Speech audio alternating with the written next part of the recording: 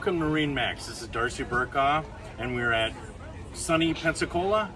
Today we're going to go over this brand new Harris. It's a 230 Sunliner.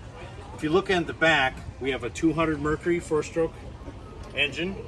It has a ski tow bar, stainless steel ladder.